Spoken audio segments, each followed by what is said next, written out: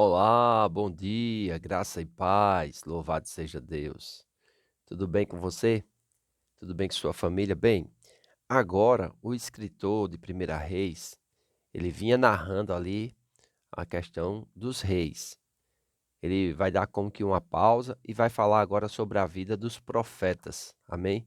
E nós vamos entender um pouco a respeito desse ministério profético, lendo esses textos que se seguirão a partir do capítulo 17. Além disso, vocês sabem que a Bíblia contempla vários livros dos profetas, chamados de proféticos, né? São vários.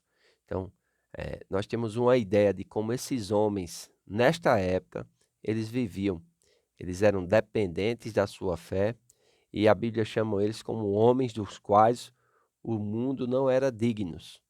Tiago vai dizer a respeito do profeta Elias que ele também era semelhante às mesmas fraquezas, assim como nós, mas tinha uma fé diferenciada, um relacionamento com Deus diferenciado, e quando orava ou profetizava, as coisas aconteciam. Nós vamos ver também no contexto, e eu vou comentar mais para frente, que existiam também os falsos profetas. Eram aqueles que se levantavam como os profetas, mas que tinham uma outra motivação por trás, senão o serviço a Deus genuíno, verdadeiro e sincero. Então vamos ao texto. 1 Reis, capítulo 17. Elias prediz grande seca. Os corvos o sustentam. 1 Reis 17:1. Então Elias, o tesbita, dos moradores de Gileades, disse a Acabe: Tão certo como vive o Senhor Deus de Israel, perante cuja face estou, nem orvalho nem chuva haverá nestes anos, segundo a minha palavra. Veio a palavra do Senhor dizendo: Retira-te daqui, vai para o lado oriental e esconde-te junto à torrente de Querite, fronteira do Jordão. Beberás da torrente, e ordenei aos corvos que ali mesmo te sustentem. Verso 5. Foi, pois, e fez segundo a palavra do Senhor. Retirou-se e habitou junto à torrente do Querite, fronteira do Jordão. Os corvos lhe traziam de manhã pão e carne, como também pão e carne ao anoitecer, e bebia da torrente. Mas, passados dias, a torrente secou, porque não chovia sobre a terra. Então, é interessante que nós vamos ver agora um estilo de vida diferenciado. A Bíblia vai começar a relatar como era a vida dos profetas e como esses homens tinham íntima comunhão com Deus. E vai citar a respeito do profeta Elias. Amém? Então, é importante nós observarmos aqui que a resposta de Deus ao pior rei de Israel foi o surgimento de um dos maiores e mais poderosos profetas do Antigo Testamento, Elias.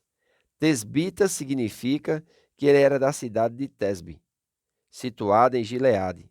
O significado da profecia que anunciava a falta de chuva fica mais claro quando sabemos que aqueles que cultuavam Baal acreditavam que Baal controlava a chuva.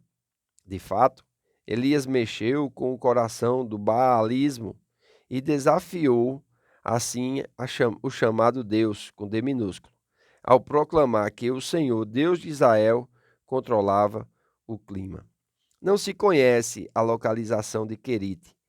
Evidentemente, esta área não estava sob a jurisdição de Acabe, porque ele estava o quê? Escondido, né? Nenhum homem, mesmo debaixo da autoridade de Deus, quando fala algo de forma profética e veemente, ele vai ficar, vamos dizer assim, aparente ou em lugares conhecidos, quando aqueles contra quem eles estão profetizando ou agindo têm o poder de mandar matá-lo. Amém? Então nós vemos que Acabe era um rei muito mau, mas muito mau mesmo. Porém, Deus levanta o profeta Elias e vai começar a tratar com esse rei. E em contrapartida também vai haver aqui um confronto ao falso deus Baal. Nós vamos ver na continuidade da leitura que Elias ele vai desafiar os profetas de Baal e vai vencer e vai matar a todos. Então, O homem de Deus ele tem que estar preparado para tudo. O homem de Deus ele tem que estar preparado para confrontar o erro, denunciar o pecado, anunciar a verdade. Amém? Saiba que Deus ele promete estar com aquele que o serve. Nós precisamos entender isso e precisamos crer nisso de todo o nosso coração. Servir a Deus é um desafio enorme, porque nós vamos deixar de viver a nossa vida para viver uma vida que Deus irá nos sinalizar como devemos viver. E isso não será fácil, mas nós contaremos com a graça de Deus. Amém? Tenha presente no seu coração que onde o Senhor serve de guia, ele também sustenta. Onde ele guia, também provê. A fé não permite que uma ameaça de privação altere o curso que o Senhor estabeleceu. Portanto, não deixe que a ameaça de um salário reduzido o leve a desobedecer à orientação do Senhor para a sua vida. Opte por crer que o Senhor sabe como cuidar dos seus servos. E é interessante aqui, porque Elias vai profetizar uma grande seca, amém? Segundo a palavra do Senhor. Ele não profetizou da cabeça dele, nem segundo o seu coração, né? É interessante que ele vai dizer aqui: tão certo como vive o Senhor, Deus de Israel, perante cuja face estou. E ele vai profetizar uma seca, que vai durar um bom tempo. E é interessante, Deus vai cuidar para que não falte a provisão, para que não falte o alimento para esse homem de Deus e para todos aqueles que convivem com ele.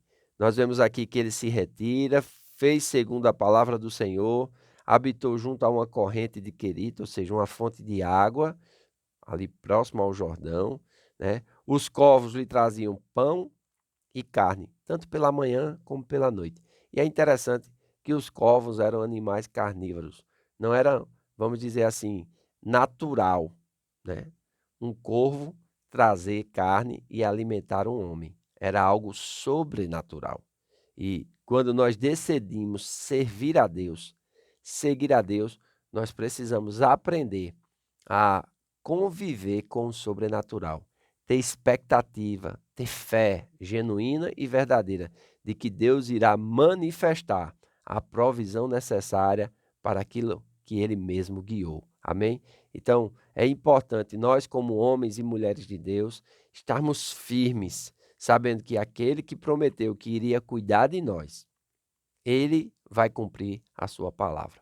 Portanto, nós devemos ser firmes e constantes, sempre abundantes na obra do Senhor, sabendo que no Senhor o nosso trabalho não é em vão.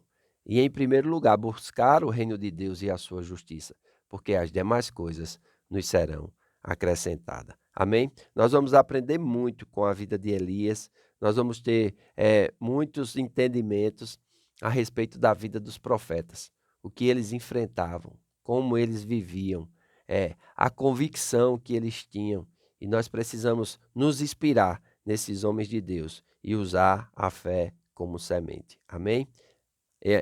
Logo na sequência, nós vamos ver que Elias ele vai ser guiado a uma cidade chamada Sarepta. E lá uma viúva vai cuidar dele por um determinado tempo. Mas não é por isso que ele vai deixar de confiar em Deus. Na verdade, a esperança dele está na direção de Deus, tanto para suprir a sua necessidade, como para suprir a necessidade dessa viúva também, que vai também demonstrar a sua fé, porque a vida com Deus não é somente para os ministros, a vida com Deus é para também o povo comum, os necessitados, aqueles que creem. E essa viúva vai demonstrar como fazer isso pela fé. Amém? Sem fé é impossível agradar a Deus, porque é necessário que aquele que se aproxima de Deus creia que Ele existe e que Ele é galardoador daqueles que o buscam. Mas isso é vídeo para nós comentarmos amanhã. Hoje à noite eu quero convidar você a estar conosco na Casa do Oleiro. Teremos o nosso culto da família e será uma grande bênção. Vem estar conosco, traga um casal amigo e junto nós iremos receber a palavra de Deus, que é firme, que é verdadeira, que é poderosa para salvar as nossas vidas nesse tempo que se chama hoje.